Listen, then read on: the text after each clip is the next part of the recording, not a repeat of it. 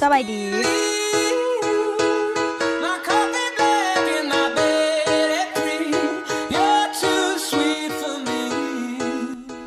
โครงการเทอละ9แม่นโครงการลดผ่อนการส่งเสื้อ3พยาธิจากแม่สู่ลูก3พยาธินี่มีหยังแน่มี HIV ซิฟิลิสและก็พยาธิอักเสบตับดีอยู่บนปากท้องเนาะ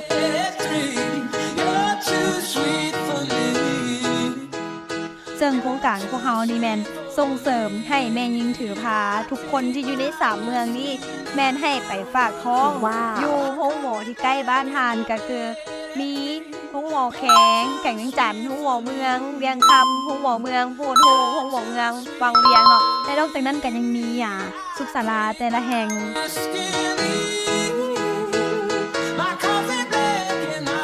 สำหรับ3ทายาทนี่แม่นเนาะนอกจากกวดแม่นิ่งสุภาแล้วผู้สมรสก็ยังได้กวด